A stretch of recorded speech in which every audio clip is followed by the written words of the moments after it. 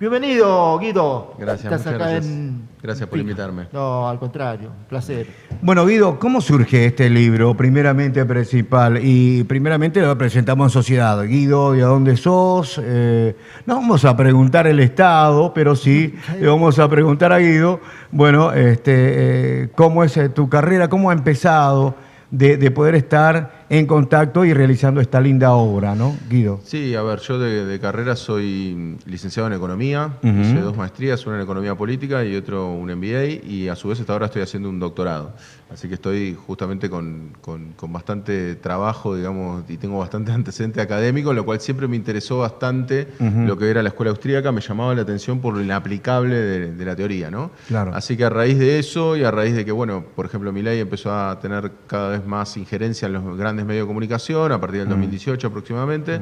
Entonces ahí yo empecé como a recolectar información para escribir el libro, que finalmente lo publico a comienzos del 2023, que es el libro Falacias Libertarias, que fue mi primer libro. Ya que estás en la economía, ¿verdad que muchos economistas dicen, aquel va a ser ministro de Economía si se fue a Harvard? ¿Verdad que más o menos, si no tiene que ver nexo con Harvard, pasó el primer año, tercer año con las universidades norteamericanas? ¿Esto es en el mundo? ¿Se charla de esta manera, Guido? A ver, no, claramente lo que tienen las universidades, hay determinadas universidades de economía que directamente obviamente están cooptadas por un pensamiento más, por ejemplo, la Escuela de Chicago, en algunos casos muy marginales, la Escuela Austríaca, en Argentina, por ejemplo, no es tan relevante, y eso hace que alguien piense que yendo a una determinada universidad vos podés estar mejor, digamos así, en términos académicos, mejor plantado. Claro. Lo cual no necesariamente es cierto, porque hay una ideología siempre detrás. Recordemos que la economía es una ciencia social. Como ciencia social no es como ir a estudiar matemáticas, ¿no? Si uno dice, bueno, voy a estudiar matemáticas, bueno, evidentemente habrá universidades más exigentes, menos exigentes y demás. O ciencia, ¿no? Ciencia, digamos, ciencias duras. En cambio, lo que es una ciencia social, siempre hay una carga ideológica detrás. Entonces, lo que Aparte, hay que ver es la ciencia política está basada en 2 columnas vertebrales. Una, las ciencias económicas, y otra, la psicología de las masas. O sea, son las dos las que controlan, lógicamente, todo el desarrollo económico y social. Exacto. Por eso, cuando uno dice, bueno, para mí las mejores universidades son las que tienen mayor amplitud de pensamiento. Claro. Fíjense que incluso la UBA, en económicas, no tiene una lógica bien marcada. A mi entender, la estructura de la carrera, por ejemplo, es muy neoclásica, lo que llamaríamos nosotros neoclásico, o sea, en realidad más afín a Milei, aunque a Milei no le guste que le digan esto, pero sin embargo uno puede encontrar profesores que son keynesianos, que son marxistas, que bueno, obviamente es perfectible, pero quiero decir, para mí las universidades más enriquecedoras son esas. Es como si uno fuera a estudiar psicología y estudiara un solo autor, ¿no? O sea, no son mejor psicólogos. Aparte, la escuela económica de Keynes es la que más se desarrolló en la última parte del siglo XX. O sea, todas las escuelas monetaristas tuvieron poquito alcance, y aparte el desarrollo de las mismas no dieron los resultados que ellos mismos esperaban, todo lo contrario.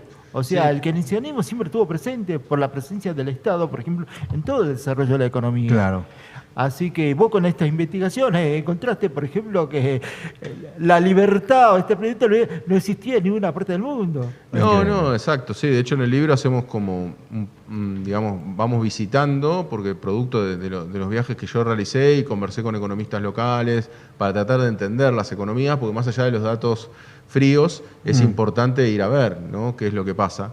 Y en función de esas investigaciones es que surge el libro, y en los cuales claramente, en realidad, el debate no es Estado sí, Estado no, sino es cómo vamos a desarrollar el Estado en función de que queremos un desarrollo del país en general. Por ende, en realidad, uno puede pensar que un modelo de desarrollo es China, otro modelo de desarrollo es Estados Unidos, por ejemplo, sí, pero son dos posturas distintas, claro, pero que los dos están debatiendo qué tiene que hacer el Estado. Y creo que ahora no está en duda, ¿no?, con lo que está haciendo Trump. No, con la bolsa, vos que sos economista, con la bolsa, se lleva 80 la bolsa, parece una bolsita de gato, ¿viste? Sí. Que se da vuelta, va y viene. Es increíble. Esto le decía yo a un amigo, le decía, che, parece que están jugando acá al truco. Yo te digo 24, me decía 85 y increíble, pero mayormente lo que la gente tiene que decir acá, que está en juego mucha la economía de las empresas, la economía del país. Es importante poder comentarlo esto. Y vos que sos economista, que mirás y reflejás a través de tu libro, ¿no? Claro, sí, no, y por eso exacto. Y lo que hay que tener en cuenta es que ahora hay una lucha geopolítica, lo que estamos viendo a nivel internacional, y es que en realidad China, justamente a través de la intervención del Estado, de una manera fenomenal, inversión en infraestructura más grande de toda la historia. Yo un poco contaba ayer en la presentación que en 6 años China ha consumido más cemento que Estados Unidos en todo el siglo XX. O sea, si hay algo que tienen claro es que tienen que invertir en infraestructura, entonces invertirán en puertos, aeropuertos, rutas, todo lo que se les ocurra para facilitar las inversiones y que esas puedan tener salida hacia el exterior. Todo al mando del Partido Comunista, a la cabeza. En cambio, Estados Unidos tiene otra política también con intervención del Estado, porque lo que hacen es tener déficit fiscal desde hace más de 20 años, tienen el plan de infraestructura que terminó con Biden, el plan de infraestructura más grande de toda su historia. Bueno, en fin, en definitiva, lo que tenemos es un Estados Unidos, bueno, y ahora con Trump, claramente con una protección que está más que manifiesta con todos los países poniendo aranceles. Fíjate que Trump cuando dice quiero volver a ser grande nuevamente Estados Unidos, pone barreras comerciales. Y en cambio Milei cuando nos dice que quiere volver a ser potencia, que no fue nunca potencia argentina, está resaltado en el libro, todos los datos disponibles están en el libro. Nunca fue potencia. Nunca fue potencia, es una gran mentira. La volvió a repetir ayer de nuevo enfrente del presidente paraguayo, o sea, es un descaro absoluto, digamos, frente de otro mandatario. Dice Argentina para que vuelva a ser potencia mundial. Argentina nunca fue potencia, no hay registro.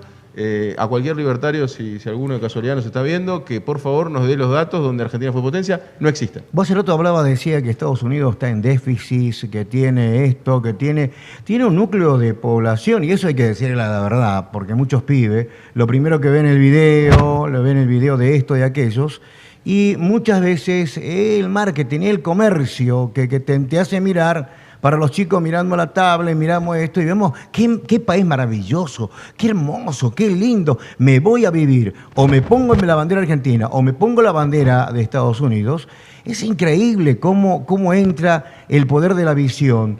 Pero hay otra visión que vos como escritor me estás diciendo que tiene su falencia la economía norteamericana. O sea, una cosa es la teoría, la realidad es otra cosa mucho más dura, más palpable, donde se muestra, por ejemplo, todos los ingredientes de participación que tiene la economía, y fundamentalmente, por ejemplo, cuando dice el libre mercado no existe. Porque los monopolios...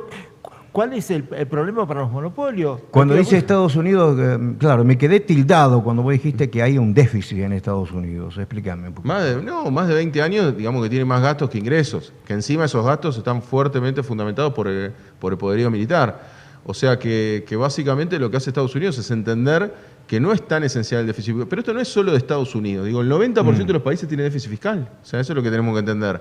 Y el déficit fiscal, como lo plantea Milei, como siempre, que nos ponen esas falsas dicotomías, ¿no? Blanco o negro, el déficit fiscal no es algo ideal. No va a haber nunca un político que te diga, vamos a ir rumbo al déficit fiscal. No, porque el déficit fiscal no es algo ideal.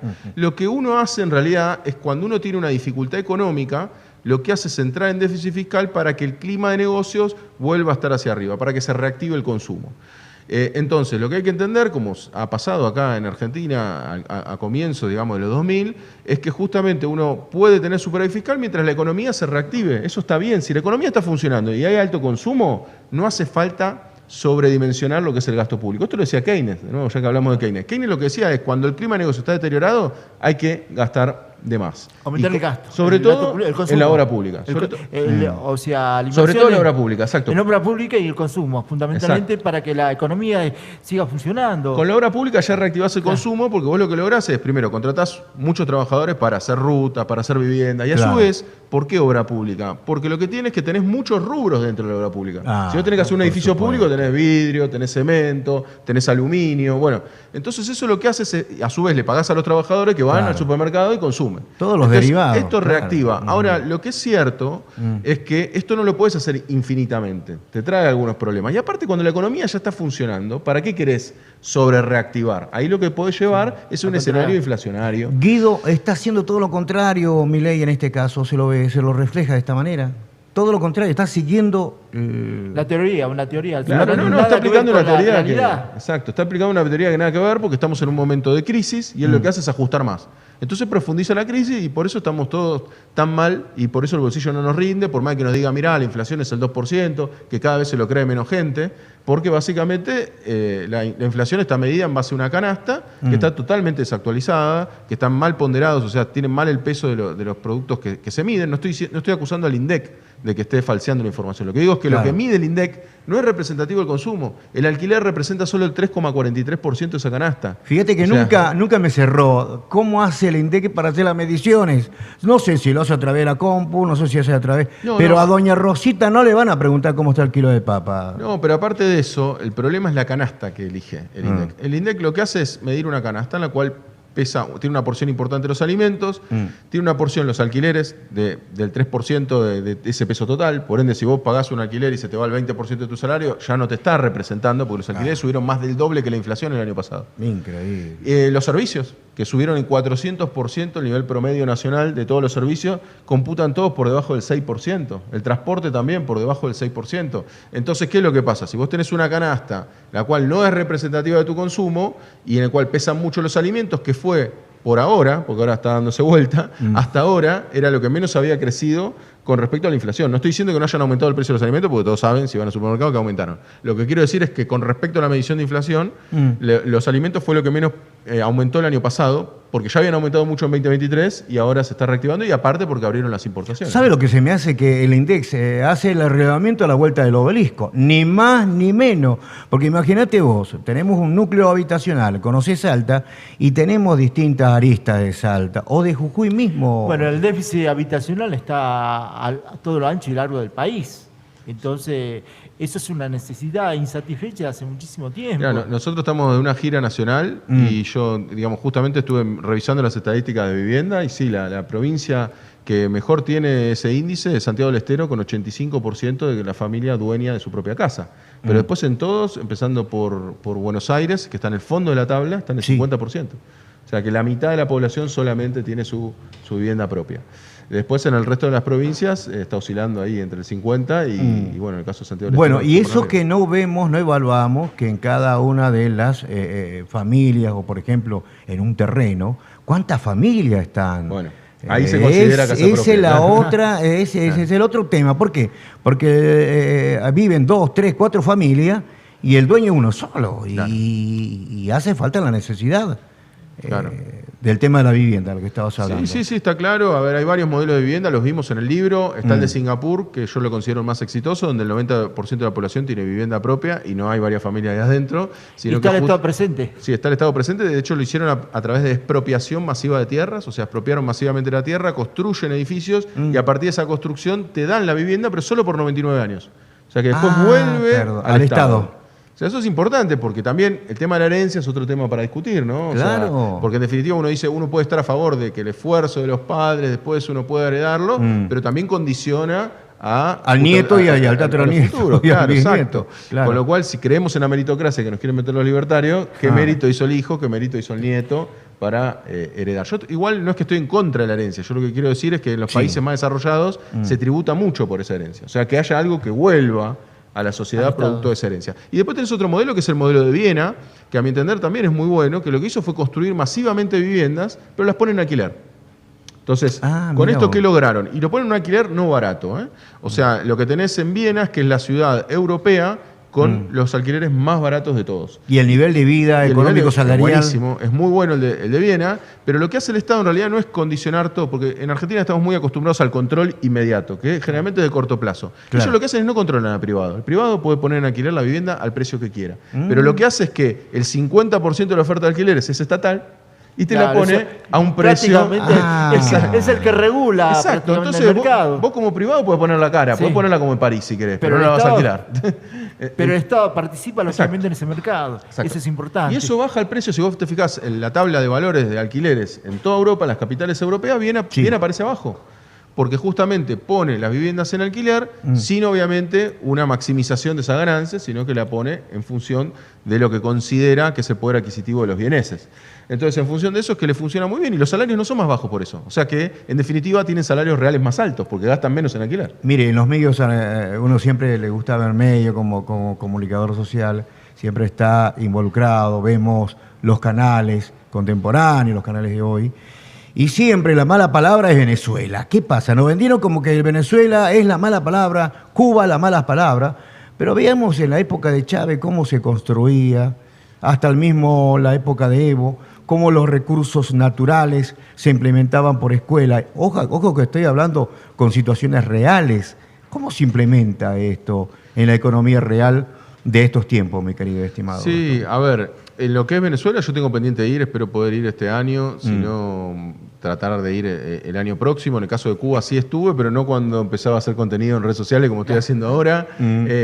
Así que bueno, sí, obviamente primero son dos economías que tenemos que tener en cuenta que están cerradas. O sea, las dos tienen embargos económicos, lo cual dificulta. Eso también es una gran pregunta que cabe hacerse. Y yo no pienso que habría que implementar un modelo venezolano ni cubano acá en Argentina. Pero lo que sí creo es que no habría que embargarlos. ¿Cuál es el problema? ¿Cuál es el miedo que hay?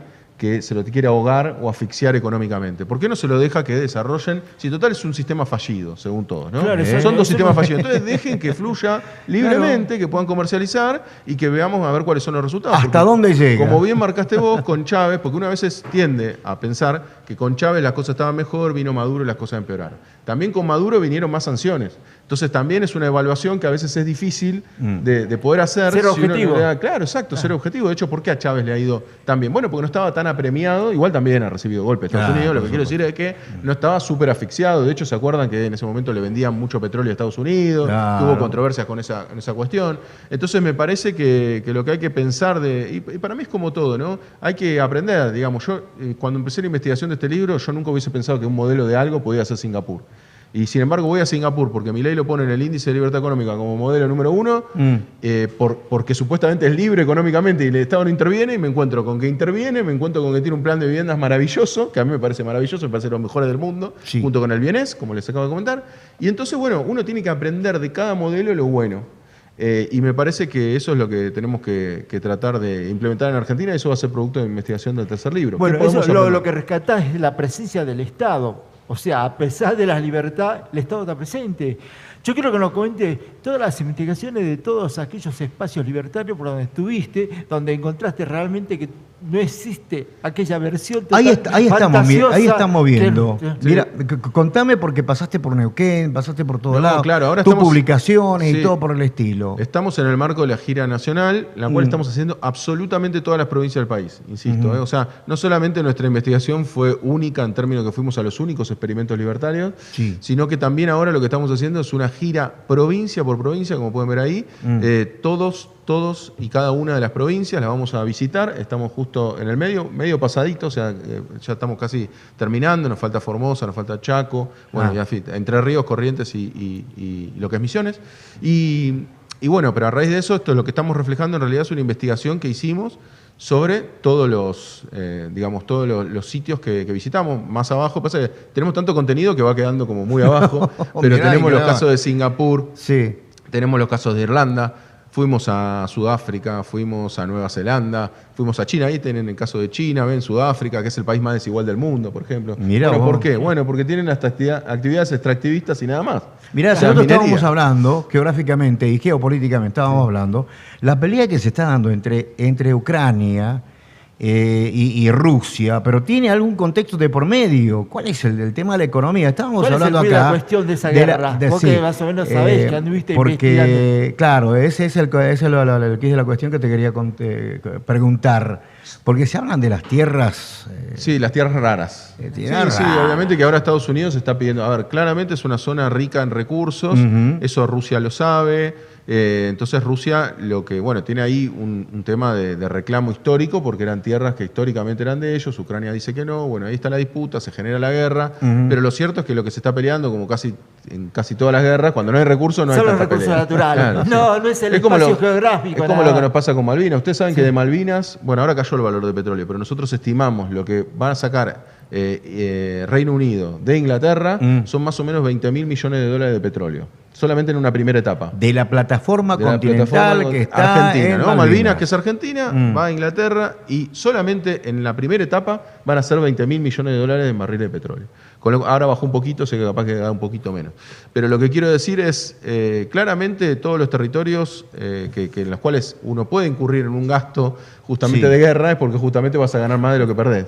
Entonces, obviamente, en el caso de Malvinas pasa lo mismo. O sea, la idea de justamente conquistar Malvinas no es solamente por esto, sino también por el reclamo de la Antártida, en fin, un montón de beneficios que les lleva a ellos poder hacerlo a partir de Malvinas. Obviamente pasa algo similar con Rusia, y a su vez vez lo que pasa es que Estados Unidos ahora que invirtió, que puso plata y que no le volvería nada si se ponen de acuerdo, lo que dice es, che, me quiero quedar con estas tierras para extraer recursos de lo que se llaman tierras raras. Ahora, es verdad que entre Rusia y Estados Unidos, esto puede decir, mirá, che, vos sabés que acá Marcelo y en este caso Guido están peleados y nosotros salimos en el video que nos queremos agarrar el cuello y todo por el estilo. Más allá comercialmente otro ambiente, estamos hablando comercialmente, hasta diplomáticamente, es otro ambiente, ¿verdad? Que hay coincidencia, hay negocio de por medio. Sí, a ver, mira, yo hice una entrevista que está en mi canal de YouTube, que se las recomiendo, a un funcionario de Corea del Norte. Que dice, es mala palabra, ¿eh? Uno lo dice y ya parece que suena una música atrás como diciendo el enemigo. Bueno, Corea del Norte es el país más sancionado del mundo. Y hablé con él y justamente ellos estaban llamativamente, digamos, entusiasmados con la llegada de Trump. Porque lo que me decían es, Trump es un tipo de negocios. Exacto. Entonces, ¿cuál es lo que ellos... Es un comerciante. Claro, exacto. Lo que seguramente a Rusia, a Corea del Norte le atrae de Trump es que quieren resolver los temas de fondo, no quiere entrar en guerras. De hecho, parte de esta... A ver, en otra época yo no sé si esta guerra comercial se hubiese resuelto con más aranceles, sino que quizás en otro momento hubiesen bombardeado alguna zona parecida. Entonces, uno es cierto, yo no estoy de acuerdo con los aranceles como lo está haciendo Trump, más allá de que yo no esté de acuerdo, lo que quiero decir es, me parece que es mucho más loable que se inicie una guerra, digamos, en términos físicos, no en términos bélicos, términos bélicos, no en términos comerciales. Así que me parece que en ese sentido Trump es más pragmático, lo que quiere es resolver, lo que quiere es que no se produzcan guerras. De hecho, él el tema de Corea del Norte, lo digo porque fue a visitar Corea del Norte, yo estuve en el lugar donde estuvo ahí Trump, reunido con el líder de Corea del Norte. Así que, en definitiva, me parece que en ese sentido, en materia de relaciones internacionales, es un poco más pragmático y también entre caudillos se entiende más fácil, ¿no? Hay un tema, disculpame que te interrumpa, porque tenerte a vos acá y hablar de la economía no lo tenemos todos los días. Mirá cómo me salió la rima, ¿no? Me salió bonito la rima. Taiwán, China. Taiwán, China. Bueno, ahí hay un tema bueno, es que por eso, a ver, ahí hay un tema en el cual China entiende que acá claramente hay un apoyo norteamericano para que Taiwán se conserve, vamos a decirlo así, independiente. Así todo, si vos estás en China, yo tuve muchísimo cuidado porque hay que tratar de no hablar de un Taiwán, es delito. Si uno lo que hace es exponer a Taiwán como un país independiente, ¿no? Ellos lo consideran como una parte de su país. Exacto. En la cual, bueno, provisoriamente saben que eso no lo pueden tocar porque puede generar problemas. De hecho, justo en este momento lo que haría es no tocar ese tema porque sería una buena excusa para una guerra, ¿no? Pero así sí que tratan de, por ejemplo, tomar la mayor cantidad de gente capacitada, por ejemplo, en el caso de chip, por ejemplo, de TSM, de la empresa productora de Taiwán. Claro, lo que estos pasa... chips que están en conflicto. Entonces, creo que la última vez, más de 100 ingenieros técnicos pasaron a trabajar a China. No, es que hay algo que no se dice para nada, que es la cantidad, la cantidad de ingenieros. El acceso a la ciencia y la tecnología de punta, que es la base fundamental del control yo creo de la economía. Yo creo que China le dio tanto trabajo a Taiwán, mucho trabajo, que hoy por hoy está cundido. Vos decías que hay muchos ingenieros, hay mucha gente capacitada. Eso, ahora no me acuerdo los números de memoria, pero si lo pueden buscar, todos los que estén ahí en la computadora, si uno ve la cantidad de ingenieros que se gradúa en China comparado con los de Estados Unidos, ya China lo ha superado ampliamente. Totalmente. Con lo cual lo que quiero decir es esto de cara a futuro, por eso Estados Unidos lo lee bien, a mi entender, todo este problema que está generando y por eso está poniendo aranceles arriba del 100%. O sea que evidentemente Estados Unidos se está leyendo, y no sé si vieron también un video muy interesante que surgió en todas las redes hablando y haciendo el chiste de cómo producía Estados Unidos y justamente una chicana de China como diciendo Estados Unidos sigue con el trabajo manual, nosotros estamos con inteligencia artificial y todo. Con lo cual los dos tienen inteligencia artificial, quiero decir, pero es cierto que China ha hecho una apuesta a largo plazo y ahora está dando sus frutos. Entonces ahora resulta como algo que da la sensación que es imparable, ¿no? Y bueno, Trump no, se ve que piensa que lo puede parar y que esta es la forma, ¿no? Acuérdense también que con respecto al acuerdo del Fondo Monetario Internacional salió un funcionario a decir que, bueno, en realidad iban a darle los fondos, vamos a ver después todo esto que tiene cierto, mañana nos vamos a enterar, mañana ya es viernes, ¿no? Mañana nos enteramos del acuerdo y justamente lo que se estaba planteando era que el acuerdo del FMI estaba condicionado a que se elimine el swap con China, o sea que Estados Unidos quiere que Argentina no comercialice tanto con China. Esto es algo también bastante interesante. Mire, en la economía regional, acá se está hablando, estamos a un pasito acá donde está el polo productivo, que es el tema del litio, y la gran cantidad de empresas que se han venido a radicar acá de origen chino. Impresionante lo que se habla. Correcto, bueno, está claro, y aparte el precio del litio que ha venido bajando, cuando uno ve la serie histórica, ha tenido una baja, lo cual ese es el problema, y yo estoy a favor obviamente de que el litio lo podamos extraer, que hay que hacer los análisis correspondientes para ver cuánto valor agregado se le puede poner. Que exacto, la importancia del valor agregado para la generación de empleo, porque no puede ser que todos lo exportemos como commodities nada más. Exacto. Cuando la necesidad que tenemos nosotros de generar más trabajo y más productos elaborados con todos esos commodities. Exacto. Con lo cual, obviamente, cuando es solo extracción, obviamente nos queda poco y nada. Encima, cuando el precio baja, no extraen quizás tanto y no nos generan los dólares que nosotros necesitamos. Claro. Entonces, lo que hay que hacer claramente es tratar de encontrar una solución para industrializar todos los sectores. Yo creo que todo lo que se extrae de la tierra, hasta de la agricultura, tenemos que lograr industrializarlo. Poner valor primero. agregado. Sí, poner todo el esfuerzo del Estado para que eso se industrialice y en todo caso el sobrante de esa industrialización exportarlo, pero no al revés, ¿no? Que parece que uno está mendigando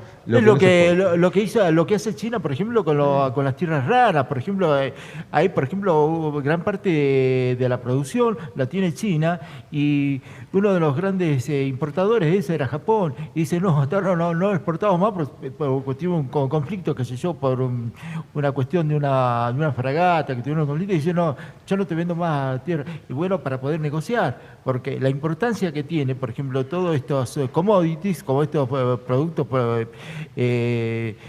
como tierras raras, que son fundamentales para las tecnologías modernas, entonces tenemos que darle valor agregado, lógicamente, para el desarrollo económico que tanto necesitamos y generación de empleo. Correcto. Sí, por eso lo que hay que entender es, con respecto a lo que nos dice Milei, de cómo ser potencia y cómo no, hay que entender que ningún país en el mundo fue potencia sin industria. O sea, que estamos yendo en el sentido contrario. Somos el país, que ese es un dato que se dice poco, somos el país que más destruyó industria el año pasado de todo el mundo. O sea, ¿en qué año fue Argentina medianamente industrial? No, industrial. Si uno tuviera que elegir un año, yo no diría un año, diría toda una etapa. En el 74 uno encuentra el culminar de una etapa, porque a partir del 75 eso se empieza a revertir, y en el 76 aún más, claro, en el cual vos tenías una pobreza rondando el mismo valor más o menos que el desempleo, que es entre el 3 y el 4%, con salarios altos que permitían que uno pudiese, por ejemplo, comprar una vivienda. Bueno, entonces, eso se ha visto destrozado primero con el Rodrigazo y segunda instancia con la dictadura militar del 76, que con la dictadura indiscriminada, lógicamente. Con la dictadura militar del 76 fue la mayor caída de salario real de nuestra historia, que cayó 37 puntos solo en el año 76. Qué lindo poder hablar contigo, mirá, 3 horas, 4 horas, pero sabemos que dentro de 5 horas estás en Jujuy. ¿Qué va a pasar? ¿Cómo va a ser en Jujuy que vas a tener esta charla, esta presentación? Vamos a presentar ahí el libro, vamos a conversar un poco del recorrido del libro, tratar de analizar esto, un poco lo que estuvimos conversando, también los 3 casos muy chiquitos que se han dado de libertarianismo al extremo, que han fracasado, se los spoileo un poco, pero ahí en el libro justamente vemos por qué fracasaron, y todos por motivos distintos, claro, y son muy interesantes. Y después también hacemos un recorrido por Singapur, por Irlanda, que es el otro ejemplo, por China, por Estados Unidos, por los países nórdicos, o sea, los países que a mejor les va, los países nórdicos donde mejor se vive, y después también esto, Argentina potencia, ¿fue Argentina potencia o no? Ya anticipamos acá que no, pero vamos a dar los motivos y toda la información disponible, y en base a que ellos dicen que fuimos potencia. Claro. A su vez también recorrimos, por ejemplo, municipios libertarios en Argentina, que muy poca gente sabe, pero en 3 municipios en la Argentina ganó la Libertad Avanza y pusieron intendente. Mire usted. Fuimos a hablar con esos 2 intendentes de los 3. Ajá. Y bueno, nos encontramos básicamente algo que quizás se puedan imaginar, que es que aumentaron los salarios de los empleados públicos, lo cual me parece bien. Aumentaron la cantidad de empleados públicos y a su vez aumentaron tasas municipales. Todo lo contrario a lo que todo lo contrario. Bueno, los chicos andan bien, perfecto. Me parece pero muy bueno, pero de todas maneras es malo también, porque me gustaría ver cómo está la situación de los municipios mismos, ¿no? Propiamente dicho. Sí, obviamente pedían coparticipación también, porque son 2 municipios de Córdoba, sí, y hay un municipio de Chubut. Así que bueno, está en la situación de los municipios en general es muy mala, están todos pidiendo obras públicas, obviamente. Sí. Pero bueno, hacemos ese recorrido. También lo que hicimos, que ahora tomó bastante relevancia, es el caso de Paraguay. Milei estuvo antes de ayer, con el presidente de Paraguay, dio una conferencia de prensa y lo felicitó, le dijo que este era el camino de la libertad, bueno, y demás. Bueno, ¿y qué es lo que pasa en Paraguay? 3 de cada 4 trabajadores cobran debajo del salario mínimo en Paraguay. Tiene un 70% de informalidad laboral, o sea que es un desastre en esos términos. Y sí, efectivamente, todo a raíz de bajar impuestos, que bajaron impuestos. El IVA, por ejemplo, del 10% en Paraguay. O sea que en definitiva Paraguay justamente es el ejemplo de que llevar adelante ese tipo de medidas te puede estabilizar en términos macro, que es lo que ellos tanto quieren. ¿Por qué? Porque la economía tiene una baja inflación y tiene un crecimiento económico en los números que después no se ve reflejado en el bienestar de la gente. Entonces, Milei justamente nos está mostrando y nos dice abiertamente que el modelo es el paraguayo y justamente... Del dicho al hecho hay mucho trecho. Sí. Bueno, Guido, vamos a seguir de muy cerca desde acá. En algún momento ya la producción va a tener tu número telefónico. Y me decía que la GRIC ya no solamente va a ser acá en Jujuy, sino que va a continuar por qué provincias. Vamos a ir por Formosa, después de Formosa vamos a ir a Chaco, después de Chaco vamos a ir a Corrientes, después de Corrientes vamos a ir a Misiones, después nos vamos a Entre Ríos y bueno, después finalmente vamos a terminar con La Pampa. ¿Se nota la diferencia el tema de economía regional? He visto un título, que fíjate los diarios, donde dice que mate amargo, creo que lo dice el Clarín o La Nación. Sí. La baja de consumo. La baja de consumo, el tema de la yerba mate. Todas las provincias están muy mal.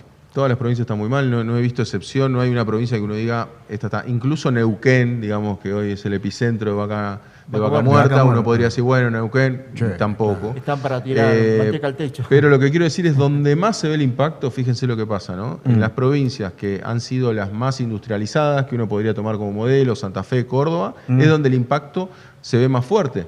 ¿Por qué? Porque todas las industrias están con grandes problemas, están entrando productos importados, entonces están generando nuevos desempleados en estas provincias, lo cual hace que se vea todavía más marcado ese problema que otras provincias que, digamos, mediante el Estado han logrado subsistir, primero con menos habitantes, que han logrado subsistir un poco mejor o que han logrado sortear un poco mejor la situación. Así que yo creo que justamente en los lugares más poblados y en los lugares que tienen una industria un poco más pujante, los problemas se van a ver más. Digo, contrariamente a lo que uno piensa, porque uno siempre piensa y estimula que tiene que haber industrialización. Bueno, Guido, ¿por dónde te pueden seguir la gente? Claro, las redes. Todos estos contenidos que estás desarrollando, toda esta experiencia que hiciste en todos estos viajes que hiciste, ¿dónde te pueden encontrar? Todo lo que es TikTok, Instagram, tenemos mi Instagram, que es Guido Agostinelli, o mi TikTok, que también es el mismo, o Economía sin falacias. Y a su vez en YouTube tenemos un contenido muchísimo más extenso, que en la cual hacemos entrevistas a economistas de todo el mundo y demás, en el cual también se llama Economía sin falacias, lo pueden buscar y ahí tienen todo el contenido.